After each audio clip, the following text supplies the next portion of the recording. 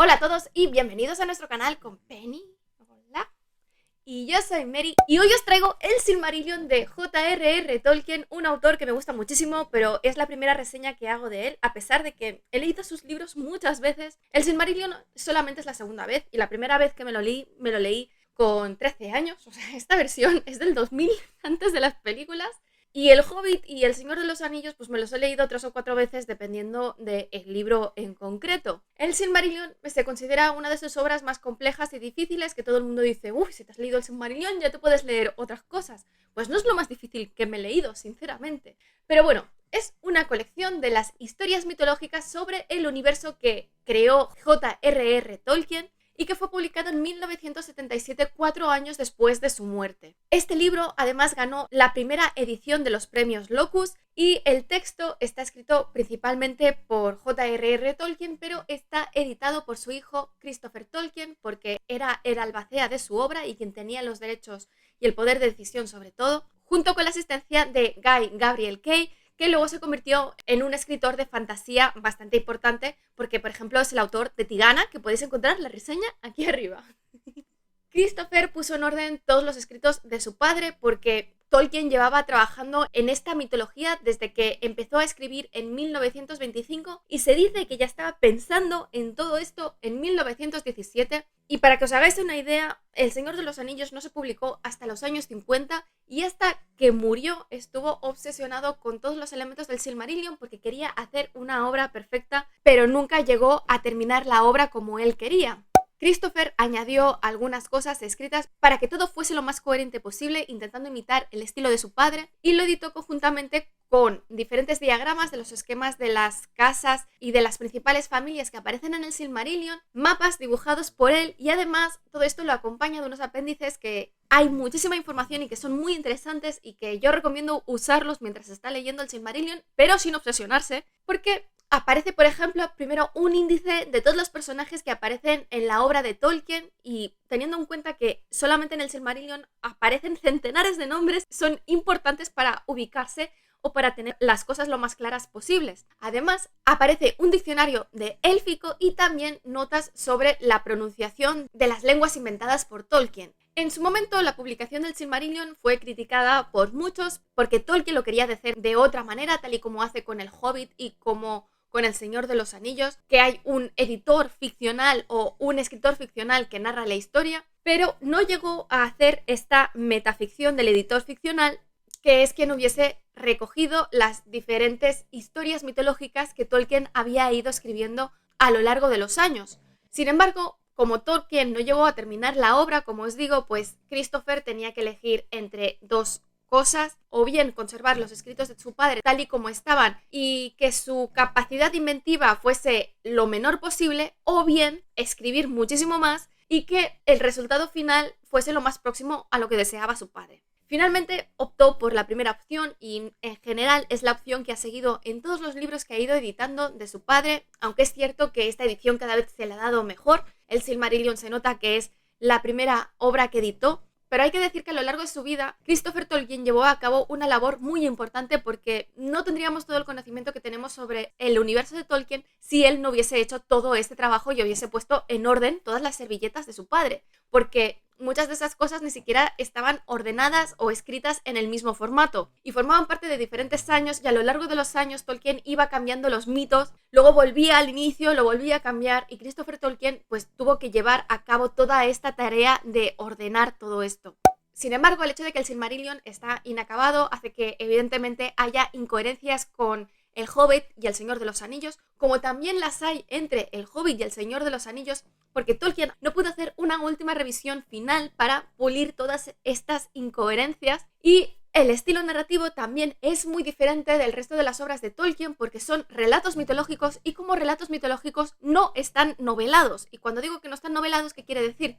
Que las acciones no se describen en detalle, sino que se describen hechos que pasan a lo largo de muchísimos años, se describen muchísimas cosas y por lo tanto hay que ser lo más concreto posible. Hay cosas que están más desarrolladas que otras, pero apenas hay diálogos, o sea, simplemente se explica qué es lo que pasa, pues como las diferentes leyendas mitológicas que podamos pensar de las diferentes culturas europeas. Y es precisamente a este estilo narrativo que hace que mucha gente sea incapaz de pasar del principio del Silmarillion, ya que las dos primeras partes, pese a ser las más cortas, son las más densas, con diferencia. La primera parte es la más abstracta y conceptual, que no terminas de entender qué es lo que está entendiendo, y por otro lado, la segunda, aparecen muchísimos datos sin que pase apenas acción, por lo que son inmensamente densas. Luego, las posteriores, a partir del Silmarillion, que es la más larga, con diferencia, si un tercio son los apéndices, el Silmarillion es más de un tercio del resto de lo que queda. Y aquí hay muchísimas historias, 24 en total, que están más o menos desarrolladas. Hay algunas que son más o menos largas y, de hecho, algunas de estas historias son de las que salen después libros que se han publicado aparte por Christopher Tolkien más adelante, que son independientes, como por ejemplo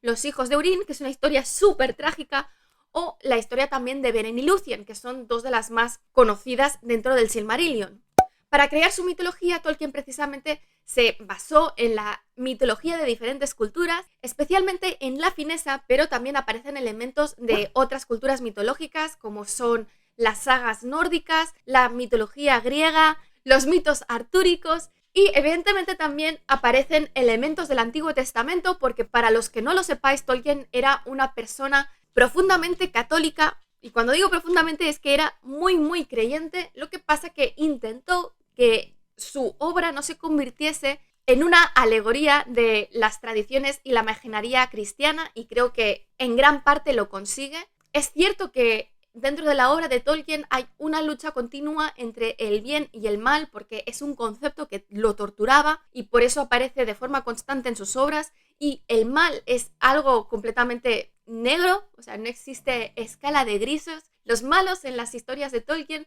son malos malísimos que nunca tendrán una buena acción. Pero esto no es tan solo por este background cristiano que tenía Tolkien, sino también por todo lo que pasó, porque Tolkien tuvo una vida durísima y cuando fue como soldado a la Primera Guerra Mundial perdió a todo su grupo de amigos, y el único que no murió estuvo en un asilo el resto de su vida, y evidentemente esto marcó profundamente a Tolkien, quien tuvo unas cicatrices para el resto de su vida, y a pesar de ello pues salió muy bien de lo suyo, porque tuvo una vida larga, se murió con 80 y pico años y creó toda esta obra. Pero es evidente que todo esto la ha tenido que influir en su obra. Es también importante destacar que Tolkien, con el Silmarillion y bueno, con El Señor de los Anillos, con toda su mitología, pretendía crear eventos mitológicos que fuesen compatibles con la existencia de nuestra Tierra, simplemente que formaban parte de edades anteriores y que cubriese la historia de todo el mundo, desde la creación del universo hasta nuestra actualidad. E inicialmente el Silmarillion tenía que cubrir todo esto, que se dividía en 6 edades diferentes, pero el Silmarillion que nos ha llegado a nosotros únicamente llega hasta la tercera edad.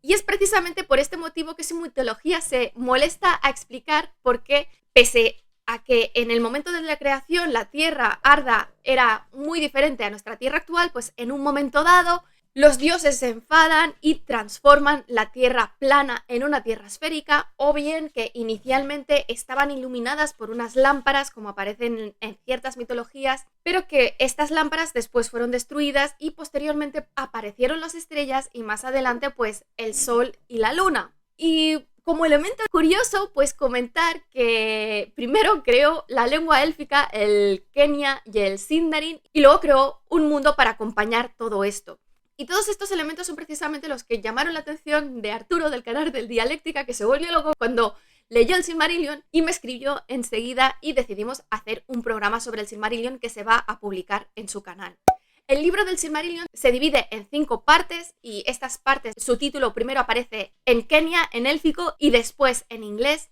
así que intentaré pronunciar lo mejor posible las palabras en élfico. La primera parte, el Ainulindale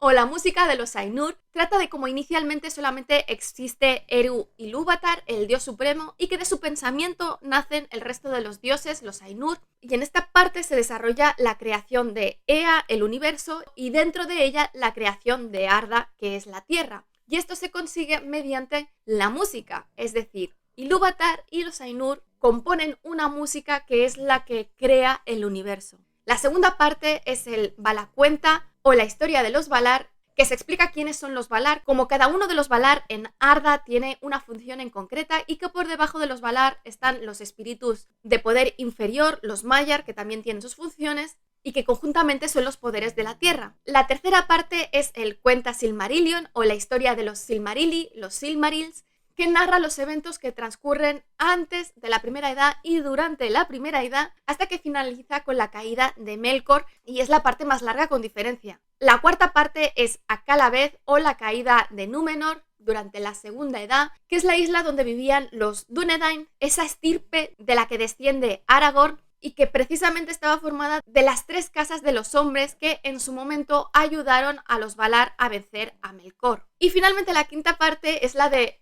los Anillos de Poder y la Tercera Edad, que parece que es en la que va a estar basada la serie de Amazon Prime, pero ya veremos cómo, y transcurre en el inicio de la Tercera Edad y narra cómo el elfo Celebrimbor crea los Anillos de Poder y que mientras tanto Sauron, que se había presentado como alguien benévolo, había fabricado el anillo único para poder dominar a todos los anillos que estaba creando Celebrimbor. Y termina precisamente con Isildur cortando el dedo de Sauron en el que lleva el anillo y después perdiéndolo en el río. Y ya entrando en el contenido, que solamente os voy a explicar pues, los 2 primeros libros y el inicio del Silmarillion, en la primera parte se nos cuenta cómo el dios supremo, Eru Ilúvatar, crea a partir de su propio pensamiento al resto de los dioses, a los Ainur, que son espíritus eternos que se encargan junto con Ilúvatar de crear Ea, el universo, y Arda, la tierra, mediante una canción. Ya desde esta canción, pues, uno de los Ainur, el más poderoso, de hecho, Melkor, rompe la armonía de la música porque quiere hacer su propia canción. Melkor será el constante antagonista de los Ainur Valar y los hijos de Ilúvatar, los elfos y los hombres,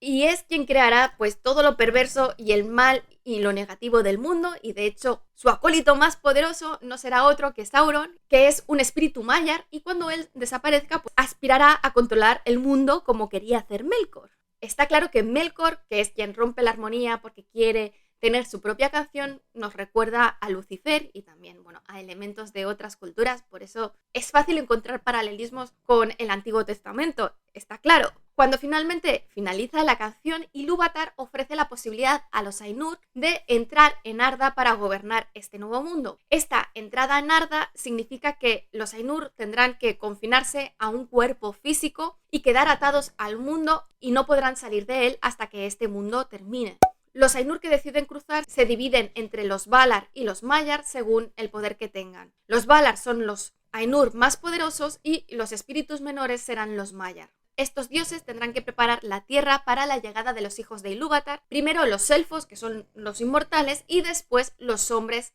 que son los mortales. Y precisamente son los hombres los que se dice que tienen el don de Ilúvatar, que es la capacidad de morir y de no saber qué viene después de la muerte. En cambio, los elfos son inmortales y cuando mueren, en realidad no mueren del todo, sino que su espíritu va a morar junto con los Valar y se dice que tienen incluso la capacidad de resucitar, pero no pueden descansar nunca. Melkor, que evidentemente también decide cruzar y se convierte en un Valar porque es el más poderoso hasta ese momento, se dedicará a romper una y otra vez el trabajo de los Valar para quedarse él con Arda, situación que se alargará durante la friolera de 33.000 años. Ya en el Silmarillion encontramos un total de 24 historias, como os he dicho, que van desde el principio de los días, antes de que aparezcan los elfos, hasta el final de la Primera Edad, cuando el destino de los Silmarils queda resuelto y la maldición de los hijos de Fëanor, un personaje muy importante del Silmarillion porque es el creador de los Silmarils, llega a su cumplimiento y sella el futuro de los elfos de la Tierra Media. Inicialmente este mundo, esta Arda, que era una tierra plana, estaba iluminada, como os he dicho antes, por 2 lámparas gigantes, pero Melkor las rompe y cuando las rompe los Valar se trasladan a Amar, que es un continente al oeste de la Tierra Media, separado por el mar, y allí establecen su casa en el pueblo de Valinor. Para sustituir las lámparas, Yavanna crea 2 árboles de luz, pero que solamente iluminan a Amán, por lo que el resto de la Tierra Media queda abandonada en la oscuridad controlada por Melkor. Durante este tiempo, Melkor seduce a algunos de los Valar y de los Maiar,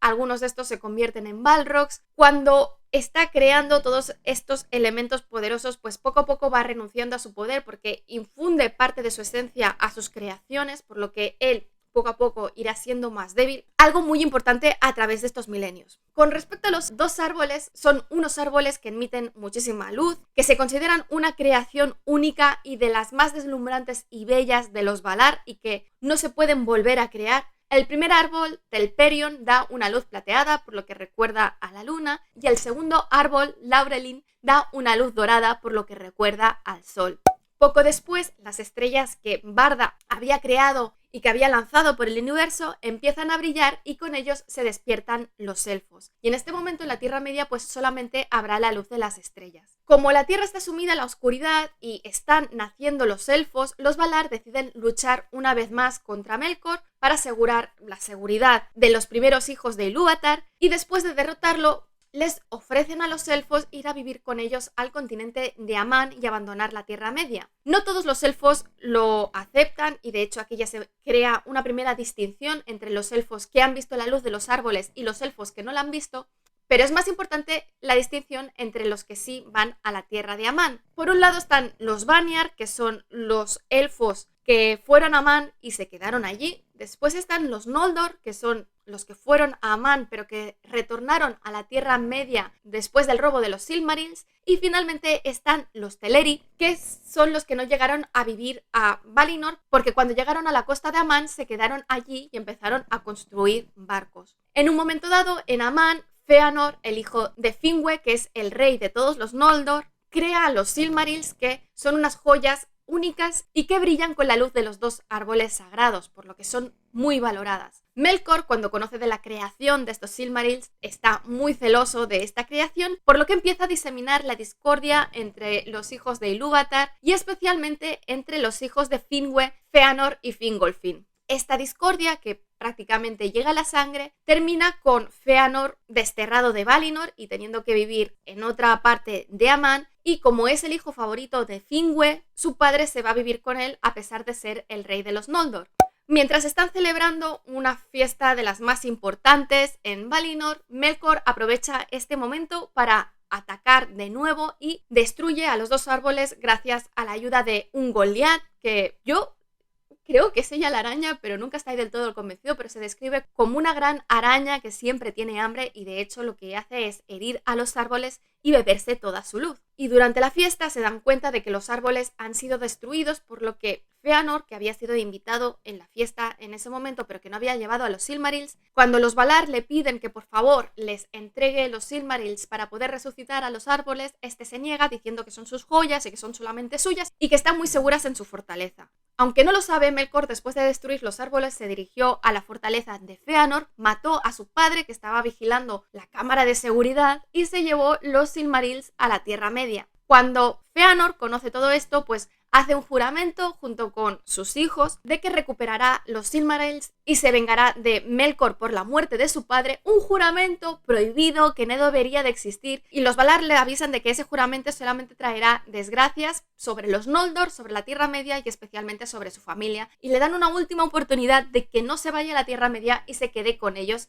en Amán. A pesar de ello, muchos Noldor que, habían sido ya instigados por Melkor, que había ido diseminando todo este descontento, abandonan la tierra de Amán para ir a la Tierra Media a recuperar los Silmarils. Sin embargo, cuando llegan a la costa y le piden los barcos a los Teleri, estos se niegan, por lo que Fëanor provoca la primera matanza entre hermanos, siendo esta solo la primera de muchas tragedias de las que vamos a ver a lo largo del Silmarillion, porque es muy triste, pasan cosas muy tristes, como ya avisaron los Valar. Y la Tierra Media Arda va a cambiar muchísimo a lo largo de estos milenios. Cuando llegan a la Tierra Media, pues se crearán diferentes reinos, todos ellos maravillosos, pero que todos ellos están condenados a desaparecer porque la mayor parte de ellos no perdurarán más allá de la primera edad y ninguno de ellos después de la segunda edad. En fin, eso es todo, espero que os haya gustado. Si es así, dadle al like, dejad comentarios que ya sabéis que siempre los contesto. Si no estáis suscritos, suscribíos y sobre todo dadle a la campanilla para que YouTube os avise de cuando cuelgo nuevos vídeos, que ya os aviso